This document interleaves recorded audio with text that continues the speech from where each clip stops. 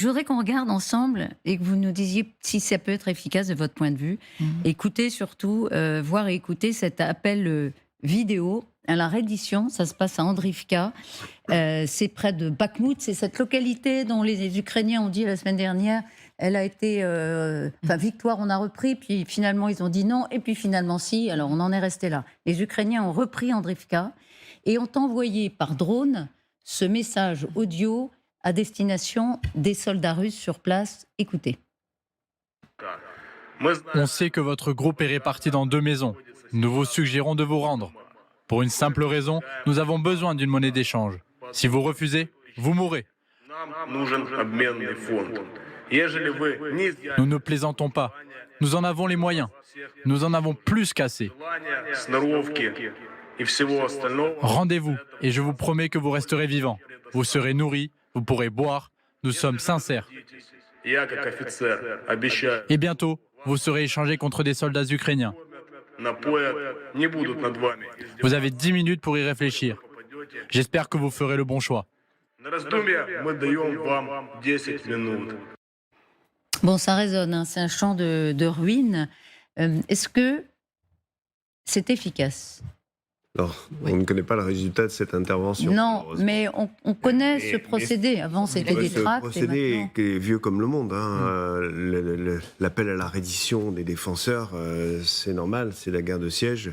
Ça s'est toujours fait, et ces échanges de propagande par porte-voix interposés, on les a connus sur tous les fronts de toutes les guerres. Alors maintenant, ça prend un caractère très particulier, parce que là, ils se savent épier par un drone.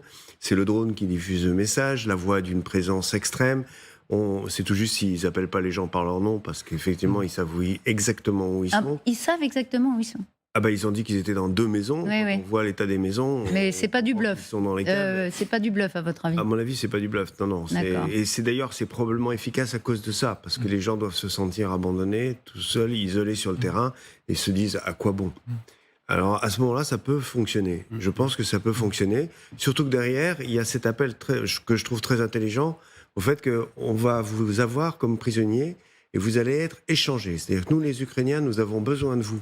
Oui. Donc, ils disent à ces gens-là, ils leur redonnent un peu d'honneur dans leur déshonneur, enfin dans leur déshonneur, dans leur édition. Ils en font une monnaie d'échange, donc ils disent, vous êtes des gens valables. Et ça, psychologiquement, je trouve que c'est très bien joué. Alors maintenant, est-ce que ça a été efficace ? Malheureusement, je ne le sais pas. On ne le sait pas. Ils ont pris la ville quand même. Pourquoi ça devrait pas... Non, mais efficace. Est-ce que c'est 4 personnes ou 10 personnes ? C'est se rendre ou mourir. C'est ma question. Si. J'ai lu dans l'article qu'il y avait 20 personnes quand même qui s'en étaient...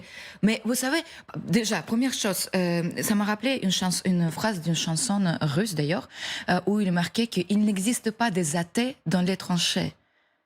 Ça veut dire que tout le monde, quand on est dans cette situation-là, il pense à sa peau à ce moment-là. C'est pas pour la patrie, c'est pas pour aller... On pense à ses parents, on pense à ses enfants. En tout cas, voilà, c'est ce que me rappelait cette chanson. Vous pensez que c'est autrement, mais... Non, mais il y a des exemples historiques qui montrent qu'il y a des gens qui ont tout oublié. La famille n'a pas pour se battre jusqu'au bout et qui se sont défendus jusqu'au bout. Dans la front de la légende militaire française, des événements comme Cameron, chez les Américains, assez fort à l'amour. Voilà, ce sont des redditions, on s'est battu jusqu'au dernier, et les gens qui ont été faits prisonniers étaient en fait tellement blessés que... Tout est perdu fort l'honneur. Et puis, on n'a peut-être pas confiance en l'ennemi. On a tellement été abreuvé de discours sur le fait qu'on se battait contre des nazis. Peut-être que se disent, mais de toute façon, je mourrai, donc je reste là. Ça dépend combien de temps ça dépend combien de temps ils sont restés dans cette position-là. Il faut juste pas oublier qu'il y a le hotline qui existe. Alors, on va en parler dans un instant. Non, c'est très intéressant parce qu'en fait, ce que les Ukrainiens essayent de faire, et effectivement, Lamir a raison, c'est vieux comme le monde, c'est de déprogrammer les soldats russes. C'est-à-dire qu'ils sont installés dans un narratif qui est produit à la fois par la bulle de propagande, mais aussi par les supérieurs hiérarchiques qui leur disent littéralement qu'ils sont engagés dans un combat métaphysique contre des forces du mal, des ukro-nazis, etc. Et cette hotline à laquelle Macha fait référence, Yachashujit, je veux vivre, c'est leur expliquer qu'en fait, il n'y a que 2 options. Soit la mort, soit effectivement la vie, qui passe par la reddition. Et les Ukrainiens, assez habilement, si vous voulez, produisent énormément de matière qu'ils essayent de donner à voir aux Russes, où ils montrent que, en l'occurrence, chez eux, il y a la stricte application des conventions de Genève, qui vont effectivement faire en sorte que ces soldats, en réalité, seront mieux traités prisonniers qu'ils ne le sont aujourd'hui dans leurs tranchées. Je voudrais qu'on regarde ce clip ukrainien, remarquablement fait. Comme toujours, bon, voilà, c'est leur savoir-faire, qui lance un appel aux Ukrainiens pour qu'ils passent de l'autre côté. Vous parliez de la hotline il y a quelques instants, Machin, on donnera effectivement c'est les Ukrainiens, les chiffres des Ukrainiens, hein, mais on verra à quel point c'est efficace aussi. Mais d'abord, regardez ce clip et écoutez son message.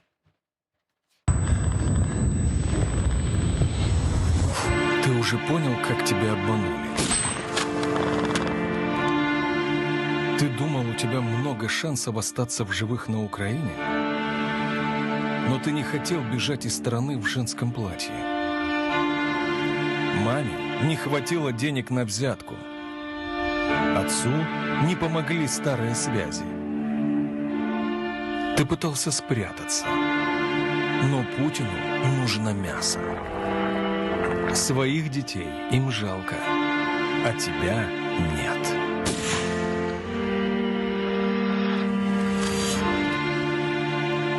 Теперь у тебя только один шанс остаться в живых.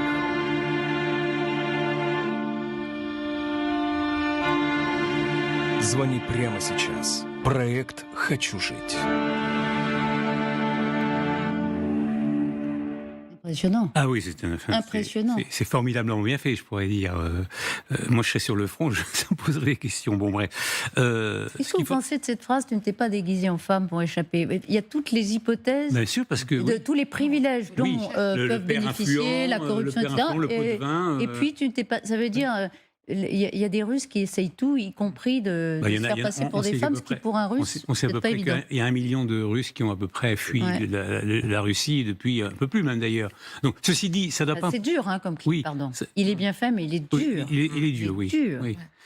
Ceci dit, d'un autre côté, Poutine se vante d'avoir, je me souviens récemment, c'était il y a 2 ou 3 jours, d'avoir recruté depuis 6, 7, 8 mois 300 000 soldats. Vous avez raison. Donc ça veut dire Tiens, on quand même l'écoute, que- le dernier Ouais. de son, puisque vous nous appelez à écouter Poutine. On l'écoute. Je tiens à dire que les affirmations selon lesquelles Moscou aurait demandé à Pyongyang d'envoyer ses troupes combattre en Ukraine est une absurdité.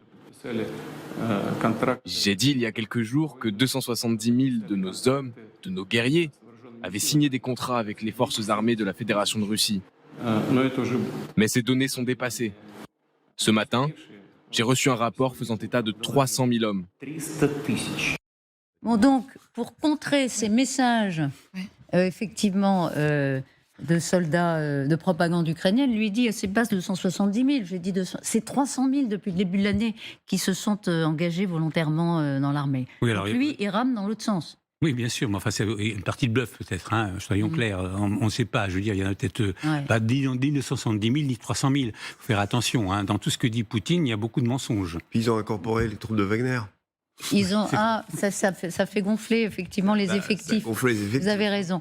Et sur ce clip, alors 70% les Ukrainiens affirment que depuis la reddition de ce pilote dont on vous avait parlé ici même, ce jeune pilote qui a conduit son appareil justement vers l'Ukraine et qui a accordé une interview assez exceptionnelle à la télévision ukrainienne, enfin très événementialisée, eh bien depuis cette reddition, la hotline, la ligne qui a été mise au service des Russes qui voudraient passer de l'autre côté, aurait reçu 70% d'appels en plus. Mais on n'a pas le nombre Ce sont d'appels. là aussi des chiffres ukrainiens. On Comment n'a pas le nombre d'appels. Hein. S'ils Si, sont on a- passés de 10. Non, alors s'ils passent de 1 à 7, vous avez raison, tout dépend du... Il y a le chiffre. C'est pas significatif. Mais il y a le chiffre qui a été donné par Youssef, qui est le porte-parole de cette hotline, qui a dit qu'aujourd'hui, il regarde 25 000 de demandes Oui. qui ont été, Mais allez, vous par savez rapport de qu'on est 70%, je ne sais pas comment c'était avant, mais en tout cas, les 25 000. Je voudrais juste préciser un truc, en reproduction de ce qu'a dit M. Poutine, il y a un député, Kortopalov, qui a s'exprimé dans un journal qui s'appelle L'Inter-Rue. Il y a un article qui a dit que tous les mobilisés ne revenant pas de l'opération spéciale jusqu'à elle ne cesse pas. Ça veut dire qu'ils ont les permissions, soi-disant, mais il n'a pas de rotation. Et ça a été dit officiellement, et dans l'interview, ça a été marqué. Et donc, je pense que ça, c'est aussi une des choses pourquoi... C'est très important ce que dit Macha. Excusez-moi d'intervenir, parce que c'est très important. Parce que ce qu'on ne sait pas, qu'est-ce que deviennent ces soldats, excusez-moi, une fois qu'ils ont été échangés avec des Ukrainiens. On n'en sait rien. Alors, s'il y a une tradition disons soviétique qui est maintenue, et on peut le penser, puisque malheureusement l'armée russe aujourd'hui ressemble beaucoup à celle de l'armée rouge. Vous savez qu'à l'époque de l'armée rouge, on ne pouvait pas se rendre. Soit on retournait en arrière et on était fusillé, soit on était dans des camps. Et dans ces cas-là, pendant la Seconde Guerre mondiale, je le rappelle, parce que je l'ai déjà dit sur ce plateau, les soldats russes étaient les seuls au monde à ne pas recevoir d'aide de leur gouvernement. Je l'explique parce que selon les conventions de Genève, si vous êtes prisonnier de guerre, vous avez des colis qui arrivent de votre gouvernement pour cantiner, comme on dit, pour améliorer l'ordinaire. Donc il y a plus de 2 millions, je dis bien plus de 2 millions de soldats russes, soviétiques, qui sont morts de faim dans les camps Alors, est-ce que c'est le cas? On a très peu d'informations, mais vous avez raison, on se pose la question. Est-ce que cette tradition se perdure? Je n'en sais rien aujourd'hui. On a quand même des débuts de réponse avec des mesures qui sont prises par le pouvoir russe, notamment des condamnations à des peines de prison ferme dans des endroits qui sont extrêmement durs et qu'on érige un peu en exemple afin de faire comprendre, si vous désertez, voilà ce qui vous attend.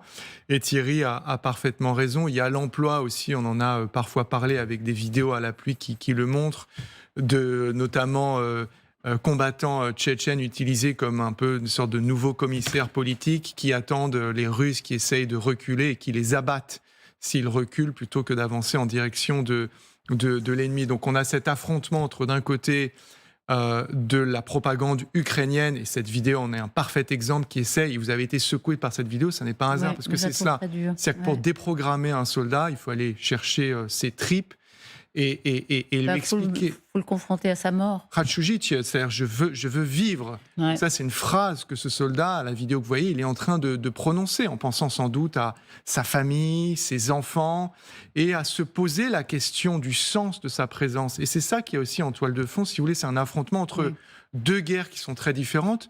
D'un côté, celle menée par les Russes, qui est une guerre de choix, qu'ils ne sont pas obligés de faire. Et je pense que c'est ce qui est ressenti par beaucoup de ces hommes qui se retrouvent sur le front.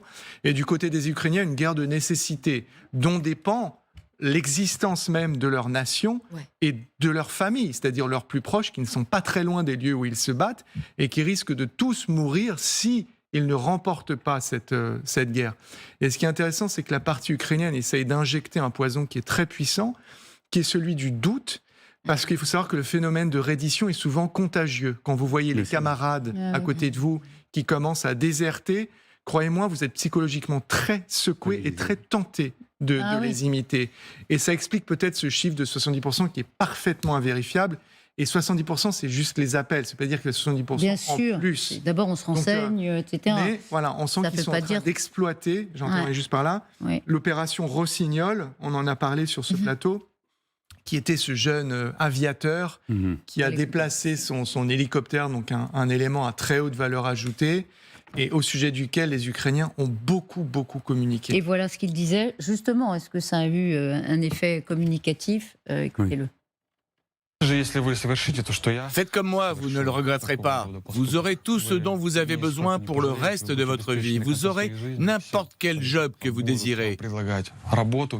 Ça vous donnera beaucoup d'opportunités. Et Gallagher, vous me disiez pendant qu'on écoutait, et en plus, il a touché une grosse somme d'argent. Oui, il y a eu une récompense de l'Ukraine. Sa famille, disent les Ukrainiens, a été mise en sécurité en Ukraine. Il se voit reverser, je ne suis pas en mesure de le vérifier de manière indépendante, la somme de 500 000. Et sachant que si un pilote atterrit avec un MiG, là c'est $1 million. C'est ce que j'ai lu de la part des Ukrainiens à l'endroit du soldat, du pilote qui se rend avec son appareil, son aéronef. Ce qu'il veut aussi, si les soldats russes ont de la motivation pour aller à la guerre pour gagner d'argent, les Ukrainiens ont bien compris qu'il faut aussi les motiver pour se rendre de cette manière-là. Et donc c'est exactement ça ce que vous avez dit. Les Ukrainiens promettent entre 10 000 jusqu'à 1 million les récompenses si les soldats russes vont donner leur matériel aussi. On ne sait pas combien effectivement sont prêts à se rendre, à passer de l'autre côté. C'est très flou, c'est très opaque. Chacun essaye de tirer le fil en tout cas. Mais 270 000 à 300 000 Russes qui se seraient portés volontaires pour aller à la guerre, dit Poutine. Vous y croyez? Non. Vous, amiral? Non, Non. personnellement, je n'y crois pas. Moi non plus. Il y a certainement des volontaires, et on en trouve toujours, mais dans de telles proportions, je n'y crois pas. Par contre, il y a effectivement les conscrits. Rappelons qu'on a un nouveau contingent qui arrive, là, c'est celui de l'automne, qui va être incorporé. Et puis également, il y a tous ceux que l'on garde, que l'on ne libère pas, si j'ose dire. C'est-à-dire à la fin, ils arrivent au terme de leur contrat, et bien, pourtant ils restent sur le front. N'oubliez pas, Dans un excusez-moi, instant, vous allez... pardon. n'oubliez juste une petite chose, n'oubliez pas que désormais, le gouvernement russe a mis en place un système où vous ne pouvez plus échapper à la conscription, Ouais. parce que ça arrive sur votre boîte mail, celle du gouvernement, et donc avant que c'était possible, maintenant c'est pas possible. C'est une forme de mobilisation Forcée, déguisée. dirons-nous, voilà, exactement. Donc, les 300 Merci 000 beaucoup.